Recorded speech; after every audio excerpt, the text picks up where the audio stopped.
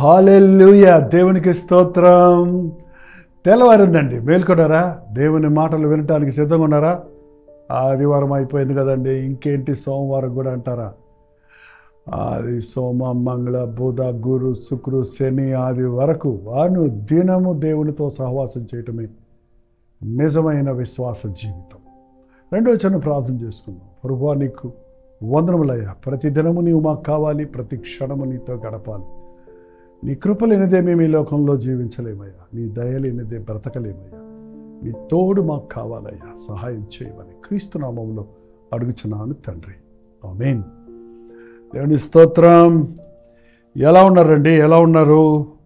దేవుడు మనకు వరం ఇచ్చాడంట. వరం ఏంటండి? ఎప్పుడైనా వరాలు అడిగారా దేవుణ్ణి మీరు? చాలామంది మన దేశంలో భక్తులు వరము కొరకు ప్రార్థిస్తుంటారు, దేవుడికి వేడుకుంటుంటారు, దేవుడికి మొరపెట్టుకుంటుంటారు. వెనటకు ఒక ఆయన, దేవా దేవా వరం వరం వరం వరం అంటే ఏం కావాలని అడిగితే, నేను ముట్టిందంతా బంగారం అవ్వేటట్టు చేయన్నాడంట. ఇచ్చాను పో భక్త అన్నాడంటాడు. ఇంకంతే, వాడు పరుగులు ఎత్తుకుంటూ ఇంటికి వస్తున్నాడు. భార్యకి చెబుదాం, బిడ్డలకు చెప్పుకుందామని. అన్ని చెట్లు ముట్టుకుంటే, కొండలు ముట్టుకుంటే బంగారం అయిపోతుంది. పరిగెత్తుకుంటూ ఇంటికి వెళ్ళి సంతోషంతో వెళ్ళేటప్పటికి, చాలా రోజులు మా డాడీ ఇంటికి రాలేదని వాళ్ళ కూతురు నానా అని ముందుకు వచ్చేటప్పటికి, నా బంగారం అని ఎత్తుకున్నాడంట. బిడ్డ బంగారం అయిపోయింది. బిడ్డ కావాలా? బిడ్డెత్తు బంగారం కావాలండి? అయ్యో, ఆకలేస్తుందని అన్నం పెట్టమంటే భార్య అన్నం పెడితే ఆవురావురమంటూ ఆ అన్నముద్ద తీసుకొని నోట్లో పెట్టుకుంటే అది బంగారం అయిపోయిందట. ఊపిరాడక చచ్చాడేమో. మనం ఇలాంటి వరాలు కోరుకుంటుంటాం. మనం అనేక సార్లు దేవుని దగ్గరికి వెళ్ళి ఏదేదో కావాలి, డబ్బు కావాలి, బంగారం కావాలి, నేను అన్నిటిలోనూ ఉన్నత స్థాయికి వెళ్ళిపోవాలి అని ఆశపడుతున్నామే. కానీ ఇవి వరాలు కావండి. వీటి వలన మనకు ప్రయోజనం లేదు. అజ్ఞానంగా అనవసరమైన వాటి కోసం మనం దేవుడిని అడగక్కర్లా. ఆయన ఒక వరం ఇచ్చాడు. కొంతమంది ఇంకోలా అడుగుతారండి. ఒక ఆయన ఇద్దరు స్నేహితులు వెళ్ళి తపస్సు చేసుకుంటున్నారంట. దేవా వరమిమ్ము వరమిమ్ము వరమిమ్ము అంటే వాళ్ళిద్దరికీ ఒకళ్ళకి పడదట. వాళ్ళు చూసుకొని, అతనికి ఏం వరం ఇచ్చావు? అతను ఇద్దరు ప్రార్థన చేస్తూ ఉన్నప్పుడు ఒకడు, నాకు ఏది అతనికి ఇస్తావో దానికి రెండంతలు నాకు ఇమ్మని పక్కడిని చూపించి దేవుడిని అడిగాడట. ఇచ్చాను పో అన్నాడు. రెండోవాడి దగ్గరికి వెళ్ళాడు. నీకేం కావాలంటే అతనేం అడిగాడు అని అడిగాడట. నీకేది ఇస్తే అతడు అది రెండంతలు ఇమ్మని వాడు అడిగాడు అని చెప్పాడు. అంతే. ఇక వీడు ఊహించుకుంటున్నాడు, నేను 1 ఎకరం పొలం అడిగితే వాడికి 2 ఎకరాలు వస్తాయి, నేను ఒక కోటి అడిగితే వాడికి 2 కోట్లు వస్తాయని ఊహించుకొని, ఇంత తపస్సు చేసి ఇంత వరం కోసం వెతుక్కున్న వ్యక్తి పక్కోడికి ఎక్కువ ఎందుకు రావాలి అని చెప్పి నాకు ఒక కన్ను తీసే అన్నాడటండి. వీడికి 1 కన్ను పోయింది, వాడికి 2 కన్నులు పోయినాయి. మనం దేవుణ్ణి అడిగేవి ఇలాంటి విషయాలే ఉంటాయి. దేవుడు ఇచ్చింది తీసుకుంటే మనం ధన్యులం అవుతామండి. దేవుడు ఒక గొప్ప వరం ఇచ్చాడు మనకి. చూడండి, కొరింథీయులకు రాసిన 2వ పత్రిక 9వ అధ్యాయము 15వ వచనం చదువుతున్నాను. చెప్పశక్యము కాని ఆయన వరముడు గురించి దేవునికి స్తోత్రము. Unspeakable gift. చెప్పశక్యము కానీ చెప్పలేనంత గొప్ప వరాన్ని మనకిచ్చాడు. వరాలు అన్నప్పుడు అండి ఏదో ఇవ్వటం కాదు. యేసు ప్రభు తనను తానే మన కొరకు అప్పగించుకున్నాడు. తానే మనకు దొరికాడు. ఆయన ఇచ్చేది కాదండి, ఇచ్చేవాడే మన సొంతమైతే ఇంకెంత సంపూర్ణం ఉంటుంది. యేసు ప్రభువుకు మరొక పేరు ఉంది, చెప్పశక్యము కాని పేరు. బుద్ధి, విజ్ఞాన, సర్వ సంపదలు ఆయనలో గుప్తమై ఉన్నాయి. దేవుడు మనుషులకు డబ్బు కావాలంటే ఒక కోటీశ్వరుని పంపించి ఉండేవాడు. మనుషులకు ఆరోగ్యమే కావాలంటే ఒక మంచి డాక్టర్ని పంపించి ఉండేవాడు. మనుషులకి విజ్ఞానమే కావాలంటే ఒక సైంటిస్ట్ని పంపించి ఉండేవాడు. మనుషుడికి ఇంకేదో కావాలంటే అదే ఇచ్చుండేవాడు. కానీ మనుషుడికి ఇవన్నీ కాదు కావాల్సిందండి. ఎంత డబ్బున్నా, ఎంత జ్ఞానం ఉన్నా, ఎంత విజ్ఞానం ఉన్నా ఎంత ఆరోగ్యంగా ఉన్నా నీ అంతరంగం దేవునితో సరిలేకపోతే, నీ మనసులో నీకు నెమ్మది లేకపోతే, నీ పాప క్షమాపణ నీకు పాపముల నుండి విడిపించబడే కృప నీకు లేకపోతే మన బతుకు అఘోరమైనదిగా ఉంటుంది. అందుకే మనకు రక్షకుడు కావాలి, మనల్ని రక్షించేవాడు కావాలి, మన పాపానికి ప్రాయశ్చిత్తం చేసేవాడు కావాలి.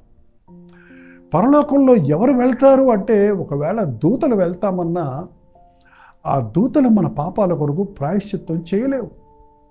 ఏ నరుడు మరొక నరుడికి విమోచన క్రయధనాన్ని చెల్లించలేడు. కాబట్టి ప్రభువు తానే మన కొరకు ఈ లోకంలోనికి రావటం, తండ్రి కుమారుణ్ణి ఈ లోకంలోనికి పంపడం జరిగింది.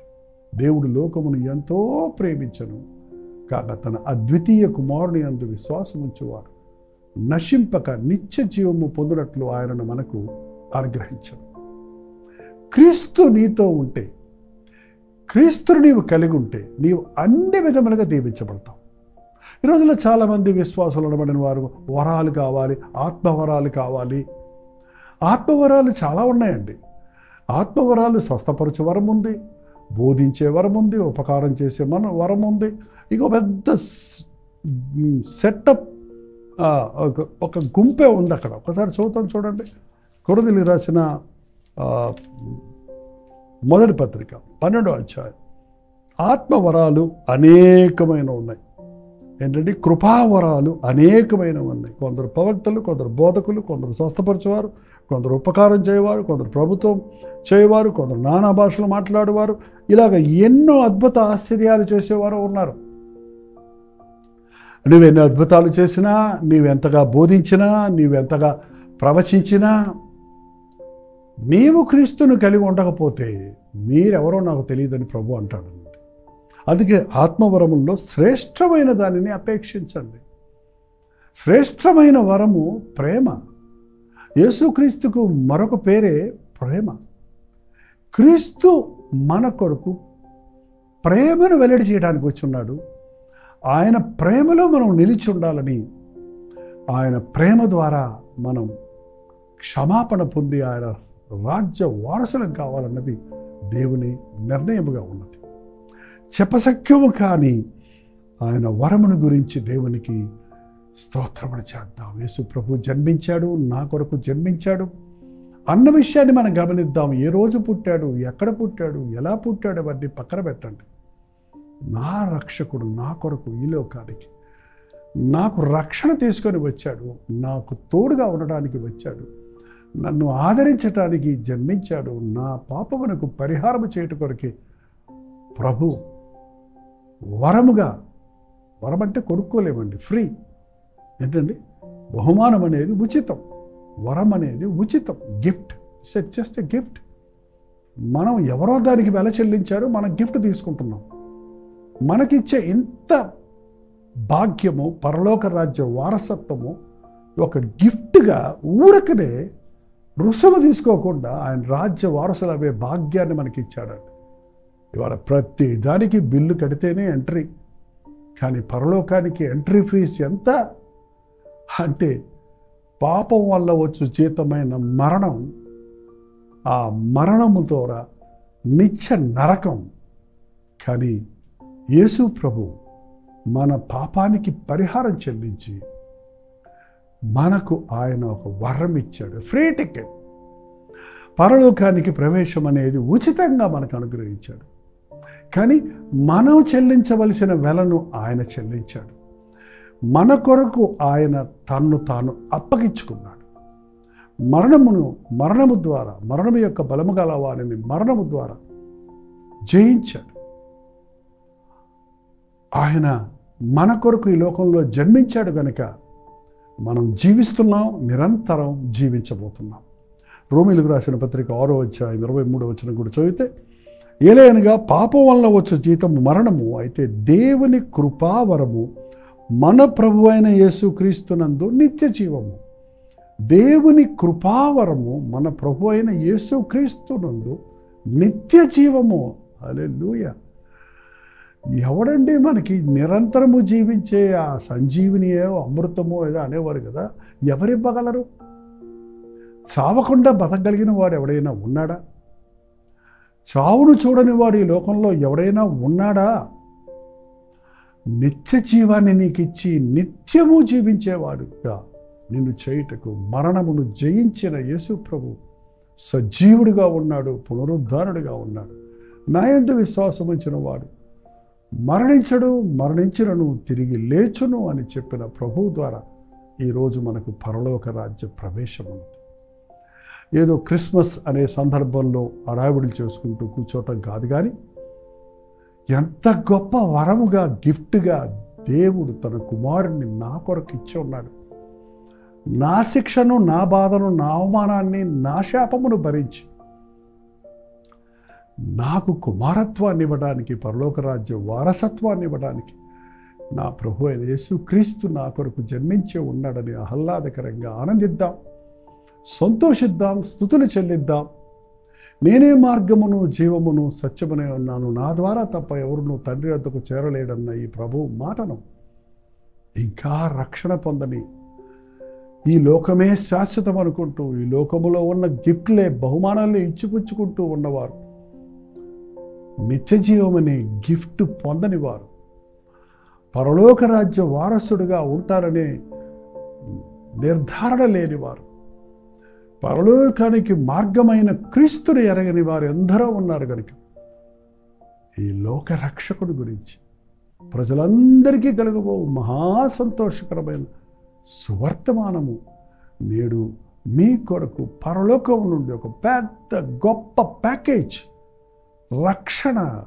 రక్షకుడు మీ కొరకు వచ్చున్నాడు. మిమ్మల్ని మీ పాపముల నుండి రక్షిస్తాడు, మీ శాపముల నుండి విముక్తి చేస్తాడు, మరణము నుండి తప్పిస్తాడు. ఆయన సజీవుడు, ఆయన నామములో సకల ఆశీర్వాదాలు ఉండవన్న సంగతిని మనము అనుభవిద్దాం, మన చుట్టూ ఉన్న వారికి ప్రకటిద్దాం. పండగగా కాక ప్రభువును ఆరాధించినట్లుగా ఆ రోజు జ్ఞానులు వచ్చి ప్రభువును ఆరాధించారు, ఆయన ఎదుట సాగిలపడి. ఆ రోజు గొల్లలు వచ్చి ఆయన్ని పూజించారు. అంతెందుకు, నేను నా గర్భంలో రక్షకుడు జన్మించబోతున్నాడని ఎరిగిన మరియ నా ఆత్మ దేవుని యందు ఆనందిస్తుందని ఆయనను స్తుతించి ఆరాధించినట్లు ఈ రోజున మనం ఈ క్రిస్మస్ ఆరాధనల్లో అల్లరి చిల్లరగా కాకుండా ఆత్మతో, సత్యముతో ఆయన్ని ఆరాధిద్దాం. ఇంత గొప్ప వరమునిచ్చిన ప్రభువు కొరకు నేను బ్రతుకుతానని మనల్ని మనం సమర్పించుకుందాం. ఆయన ప్రేమను, ఆయన త్యాగమును, నా కొరకు యేసు ప్రభు ఈ లోకానికి వచ్చాడన్న సంగతిని మన హృదయములలో భద్రపరుచుకొని, నేను విలువ పెట్టి కొనబడిన వాడిని, నేను నా సొత్తు కాదు, నా దేహముతో దేవునిని మహిమపరచాలన్న గ్రహింపు కలిగి, నా మట్టుకైతే బ్రతుకుట క్రీస్తే, చావైతే లాభమన్న పౌలు వలె ఈ లోకంలో ప్రభువు సాక్షులుగా, ఆయన ప్రతినిధులుగా, ఆయన ప్రేమ రాయభారులుగా, ఆయన గొప్ప వరమును ప్రకటించువారిగా, అనేకులను నిత్య నరకము నుండి తప్పించువారిగా, ఆయన రాజ్యము కొరకు సిద్ధపరచువారిగా ఈ నూతన సంవత్సరములో దేవుని కృపలో భద్రపరచబడినట్లుగా భయముతో, భక్తితో, వణుకుతో మన రక్షణను కొనసాగించుకుంటూ ప్రభువునందు ఆనందిద్దాం. ప్రార్థన. పరిశుద్ధుడా, ప్రేమగల్ల తండ్రి, మా కొరకై దిగి వచ్చిన యేసయ్య నీకు వందనములయ్యా. ఏదో గిఫ్ట్ మాకు ఇచ్చేవారిగా కాక, వస్తువాహనాలు కాక నాయన, వెండి బంగారాలు కాక నాయన, నిన్ను నీవే మా కొరకు అప్పగించుకొని ఒక వరముగా మాకు దొరికినందుకు వందనములు యేసయ్యా. రక్షణ వరాన్ని మాకు ఇచ్చినందుకే వందనములయ్యా. శాశ్వతంగా పరలోక రాజ్యంలో నిరంతరము నీతో జీవించే భాగ్యాన్ని మాకు ఇచ్చినందుకే వందనములు యేసయ్యా. నీవే గనక జన్మించకుంటే ఈ లోకానికి విమోచన లేదని, నీవు సిలువలో యాగము చేయకుండా ఉంటే నిత్య నరకానికి మేము పాత్రులమని గుర్తించి, పరమును విడిచి భూమికే తెంచిన నీ ప్రేమను గుర్తు చేసుకుంటున్న ఈ దినములలో నీ యందు ఆనందించి గంతులు వేయుటకు, స్తుతించి స్తోత్రగానాలు చేయుటకు, ప్రజలందరికీ నీ ప్రేమ సువార్తను ప్రకటించుటకు మాకు సహాయము చేయమని క్రీస్తు నామములో అడుగుచున్నాను తండ్రి, ఆమేన్. మన తండ్రి అయిన దేవుని యొక్క ప్రేమయు, కుమారుడైన క్రీస్తు యొక్క కృపయు, ఆదరణకర్త అయిన పరిశుద్ధాత్మ యొక్క సహవాసమును కుడి వచ్చిన మనందరికీ ఇప్పుడును సదాకాలము తోడేయుడుగాక. ఆమేన్. దేవుని స్తోత్రం. మీ ప్రార్థన వసతులు భారాలు 954041 నెంబర్కి, మీరు ఇతర దేశాల్లో ఉంటే 91001000 నెంబర్కి తెలియజేయండి. మీ పక్షంలో మేము ప్రార్థిస్తున్నాం. మీరు ప్రార్థించండి, దేవుడు తన కార్యాలను జరిగిస్తాడు, మీ ప్రార్థనలకు జవాబులు ఇస్తాడు. Doctor Jaipal YouTube channel like చేయండి, షేర్ చేయండి, మీ పేరు ఊరు కామెంట్ సెక్షన్లోకి వచ్చి టైప్ చేయండి. ప్రభు చిత్తమైతే మధ్యాహ్నం 3 గంటలకు హెచ్చరిక, అలాగే రాత్రి 9 గంటలకు కలిపిన ప్రతి దూరంలో బలి కలుసుకుందాం. అంతవరకు దేవుడి మహాకృప మీకు తోడైనగాక.